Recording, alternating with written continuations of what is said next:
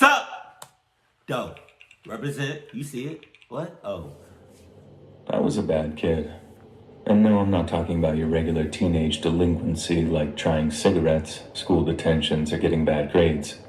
I mean really bad. By age 17, I was shoplifting, stealing cars, getting picked up by cops for all sorts of things. Not exactly hurting anyone, but I was a constant headache for my mom and dad. Then after me and Dad almost got into an actual fist fight, he kicked me out of the house. I know I deserved it, and I know they figured I'd just go stay with friends for a couple of days because that's exactly what I did. But me being me, I quickly wore out my welcome at my buddies' houses and ran out of places to stay. But again, me being me, I was way too proud to just go home and apologize. Since it was summertime, I figured it'd be a good idea to head down to the park to find somewhere to sleep. Now, I lived in the inner city back then, so there was a bunch of other actual homeless people already sleeping there. And as soon as I realized I was actually stuck out there for a night, I started to realize that this homeless thing wasn't the game anymore. As it started to get really late, I got to the park at around 11 p.m. and it was like 1 a.m. by the time this happened. One of the homeless dudes walked up to me as I started to bed down on the bench and started talking to me. He asked what I was doing, and being naive, I told him, I'm homeless. He immediately responded by saying, no, you're not, and pretty much guessed the whole deal about me having a falling out with my mom and dad. I didn't want to admit that he was exactly right, so I just kept my mouth shut. But I remember him saying something like, really though, kid, if you have kin, you need to pay him a visit because I promise, you ain't ready for this life. My pride kept me out there for 3 whole nights, and every single time I curled up on that bench, the same old homeless dude would walk up and be like, go home, kid, this ain't you. In hindsight, he was exactly right, but at the time, he was just another person to prove wrong. My final night on the streets also happened to be the first that I tried to ingratiate myself with the homeless folk who slept in the park, partially out of boredom, partially out of hunger. I'd run out of money, run out of food, and I figured if I hung out with the other guys, I could maybe get in on some of their food or something. I asked around, but no one had any spares. Until I asked this one guy, and he told me to buzz off, and I noticed a Snickers bar sticking out of his coat pocket. My rumbling stomach basically just overrode my brain, and with all the dexterity of a Victorian pickpocket, Holy shit. That was so creepy what he did. We were talking about something.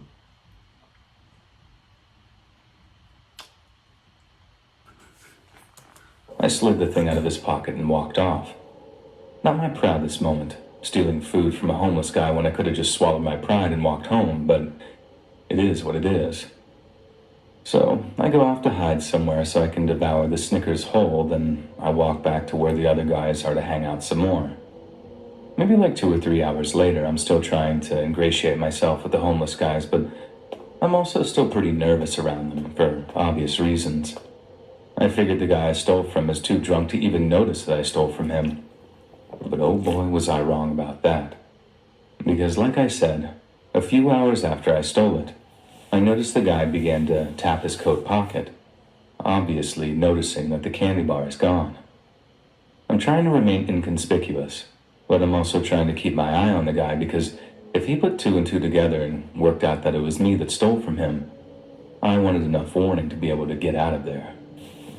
So the guy taps his pocket, and when he stops, I can see the cogs turning in his booze-soaked brain as I figured he was thinking, pretty sure I had some candy in there. But then a few seconds later, he's back taking pulls from his 40-ounce like he'd completely forgotten about the whole thing. Only, he hadn't. And the most shocking thing about what came next was how it went from 0 to 100 in like a second flat.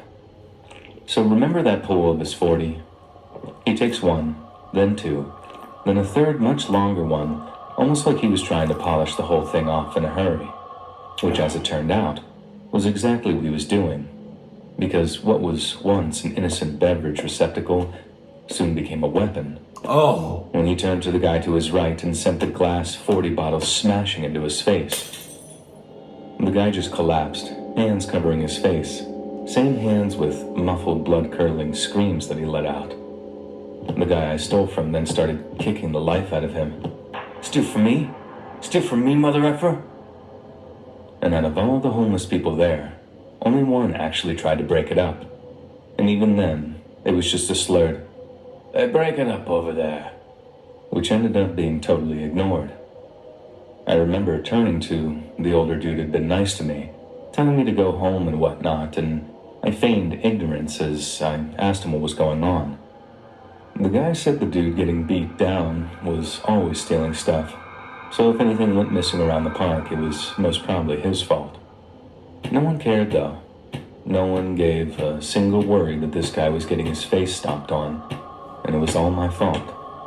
Oh, And you just watching that shit. You son of a man, you don't listen. I mean stomped on. I could hear this guy's face literally crunching under the guy's boot. I knew I should have said something. I know I should have owned up, but believe me when I tell you that I've never been that scared. Not before or after. All I could think of was, if I tell the truth, that'll be my face getting stamped on, only it'll probably be like 100 times worse because, well, look what I caused. I turned to the nice guy and was like, but what if he didn't steal it? What if someone else stole it? The guy looked at me and his eyes went all wide and he leaned in and said, "Don't say a word, kid. Just leave. Leave and never, ever come back." As I walked away, I could still hear the guy getting his butt beat, and although I never found out what happened to him, I don't see anyone being able to survive the kind of head injuries he got. That very same night, maybe at around 2 a.m., I walked back to my parents' house and banged on the front door until my dad woke up and answered. I just blurted out this big, long apology about being a total idiot and not appreciating what I'd had.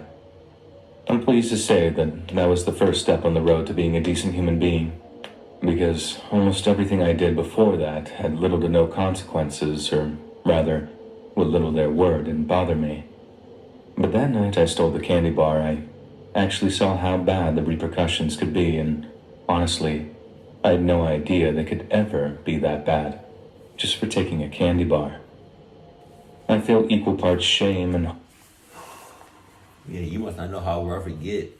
When you starving, you hungry, out of your mind, and you only got like some noodles left, or some peanut butter, or some bread, or something, and it's not that much, that one thing, or that small thing, could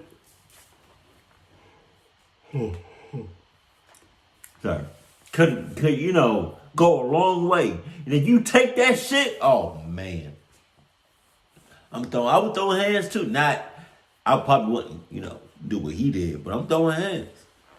Or when I look back on it, my pride and greed caused me to do something shameful, and my cowardice might have cost a relatively innocent man's life. I wish it had never happened, but at the same time, if it didn't, who knows? I might be still hanging out in that park today, if I'd even be alive at all. Hell no.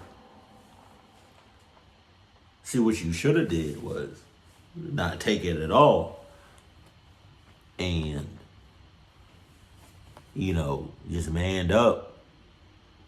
But then, once your life got back on the right track, you could have went to the store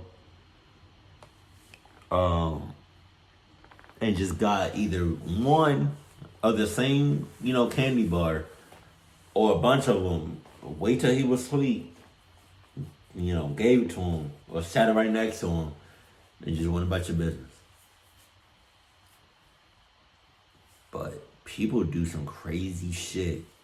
People turn into something that's like horrifying.